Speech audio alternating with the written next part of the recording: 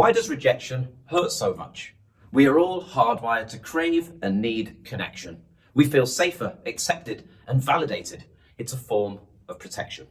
The flip side to this is being rejected, which although affects us emotionally, the hurt endured can be likened to a physical pain sometimes. Rejection hurts because it reflects a lack of certainty and recognition. We tend to repeat the same cycle of handling rejection each time it happens. Our subconscious mind is like a filing cabinet with every event, experience, and memory stored in it. So when a breakup occurs, that file of how you're going to cope with the situation is opened. In this video, I'm going to share everything you need to know to get you through the past rejection if and when it happens.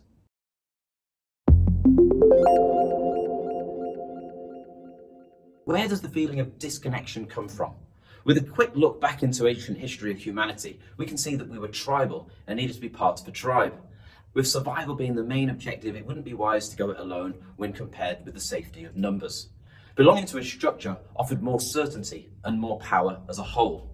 Although nowadays the conviction of survival is guaranteed, belonging and certainty still play an important part as it's instinctive in us all. In fact, our minds are in constant survival mode, ready to react to any external factors we have no control over. While it was critical to belong to a tribe in the past, these days we find delight in discovering a community and becoming part of it. It's proof that we matter. The different types of rejection. We all react to things differently, depending on our subconscious tools and patterns. I want to talk about the various types of rejection we can face as it comes in all shapes and sizes. Being ghosted. When you are ghosted, it's when somebody just stops communication in an instant. It's a message in itself. Firstly, it shows you that they are now not interested anymore, if they ever were. And secondly, it shows they have an issue, perhaps expressing their feelings, so would rather say nothing at all and leave you questioning the cause for this abrupt change ending. In this situation, you have to accept that whatever reason they have, truly, it doesn't matter. The end is indeed the end, and also try not to take it personally. When someone lacks emotional intelligence, it's easier for them to act in this way. It's a form of running away from their problems. And after all, it's good to find out sooner rather than later that this person is like this. A celebration should be in order because now you're available to find the person you've been waiting for. A relationship breakup. Some people are meant to enter our lives temporarily, if only we knew. The pain of a breakup can be strong, but we must learn from the time together and move on. In these moments, survival mode can kick in and we cope. If we wallow in sadness or try to do the opposite and pretend everything's okay when we are on a slippery slope all the way down to prolonged pain. Although your soulmate could literally turn up at any moment of your life, it's still recommended to take a break after the end of a relationship just to calm your thoughts, realize what it is you want in the future, and just regroup your emotions. Taking hurt into another relationship is a recipe for disaster, as we can sometimes be transferring emotions without actually realizing and possibly setting the next person up for disappointment and hurting them. Employment rejection. Although frustrating, seeking employment really is a numbers game. Sometimes there can be no rhyme or reason to being rejected, so it's really best to keep the motivation and momentum up and continue to apply for as many positions as possible. This way, the right fit will materialize for you. Pinning your hopes on just one job is unrealistic these days with the amount of competition. Each interview simply gives you more experience and allows you to learn about your communication skills, therefore becoming the ultimate interview machine. Ready for any question and consistently positive. This is the key to your future working position. What about social rejection? I believe that social media shows an unreal view of life. This results in everyone thinking that everyone else is having a better time in better company, surrounded by lots of friends and living the dream.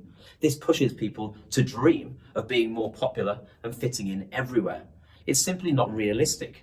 Good people attract good people. So just by being yourself, you will find the people that you need. The inability to use social skills correctly opens us up for social rejection. Often people will resort to people pleasing or even doing things that they wouldn't normally do just to fit into a group of people that they probably aren't even suited to. It's important to have friends with the same morals and values, and in reality, a few good friends is far better than many acquaintances. What about social media rejection? Validation through social media is seriously pointless. Is it real? Is it fake? Who knows what's really going on? And yet we're all sucked into this social media world, either for work purposes like myself or for personal choice. Likes and positive reactions of photos and posts release dopamine and we feel good. When the opposite happens, we can feel low, but this only exists in a strange new online world. Nevertheless, it does exist, and emotions and feelings are affected. Authenticity is the key to your online presence. Be you, attract like-minded people, and the reactions you get will be from the right places and people who support you just for being you. And then we have self-rejection. This type of rejection is the most overlooked. It's such a shame, as we are the most important people in our lives. When we accept who we are and love ourselves fully, it makes us open for love and capable of being around people comfortably, as well as being alone in bliss. Our minds can hold on to thoughts and false impressions of who we are due to negative people and experiences and self-sabotage attitude. We must think of ourselves as enough. Accepting that we are enough is the most empowering thing as humans can do. I want to talk to you about the anatomy of rejection. There are 5 stages to be aware of, and when you are, it means you're equipped to deal with rejection and understand it's a process with a beginning, middle, and more importantly, an end. The first one is denial. Almost like when somebody is cornered and doesn't know what to do. No acceptance of any responsibility, living in the pretense that there is no problem, trying to power through without any concern and burying the head in the sand. Second one, anger. Next, we can experience anger through complete frustration. Lashing out mentally can be the result of an emotional roller coaster. Control can be lost and we find ourselves in free fall.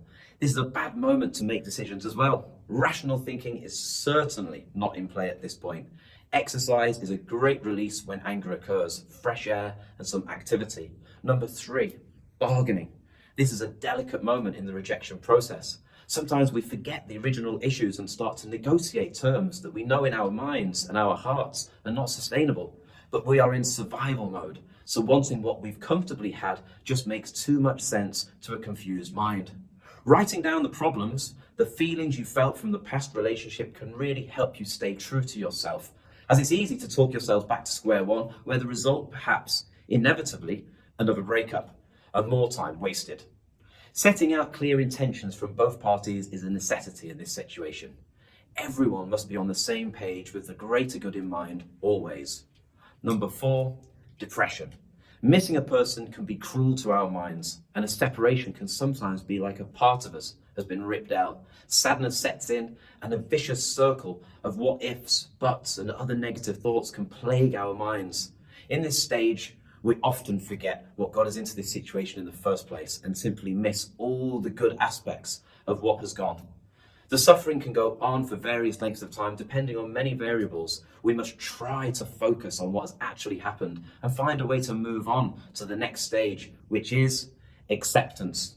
Thankfully, the last stage, when we can start to just let go of the past and move forwards with positive thinking and more knowledge of ourselves. No more self-pity. Logical thinking sets in and we can realize that everything that has happened needed to. And now you are ready to brush yourself off and be ready for whatever the future holds. You've made it. Tough times create a stronger, more mature mind, and we can also accept that nothing is ever certain. How to overcome the fear of rejection?